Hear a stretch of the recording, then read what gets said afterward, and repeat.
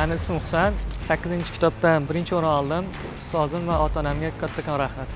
Assalomu alaykum. Meni ismim Fotima. Men angliskidan ikkinchi o'rin oldim va ota-onam va ustozimga rahmat.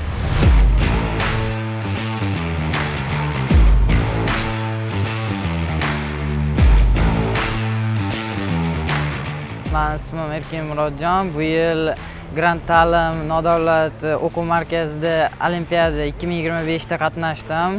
Xudoga shukr birinchi o'rinni olishga muvaffaq bo'ldim. Sizlarga kattakon rahmat. Hammasi ajoyib o'tdi.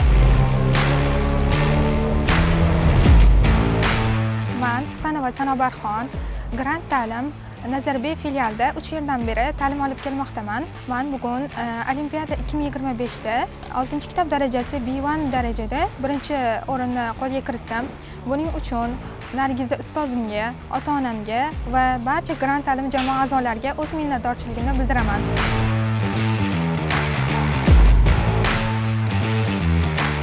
Assalomu alaykum. Meni ismim Mushtari. Men 2025-yilda Grant ta'limda Olimpiadada qatnashdim va birinchi o'rinni oldim. Bunda men Grant ta'lim va Nafisa Salomova va ustozimga rahmat aytaman va ota-onamga ham meni o'qitganligi uchun rahmat aytaman kattakon.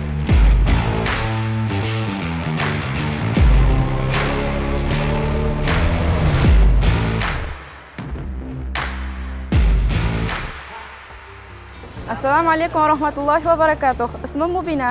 Men Grant ta'lim o'quv markazida Poytaxt filialida arab tili yo'nalishida ta'lim olaman. Hozirda Olimpiada 2025 musobaqasi bo'lib o'tdi va men bu musobaqada faxrli birinchi o'rinni oldim. G'oliblikka beriladigan notebook mukofotidan tashqari Yangi asr universitetiga ham 1 yillik bepul ta'limni qo'lga kiritdim. Ushbu natijalarni qo'lga kiritishimda avvalo ota-onamga va ustozlarimga kattakon rahmat aytib o'taman, chunki ularning mehnatlari tufayli shu darajaga yetdim.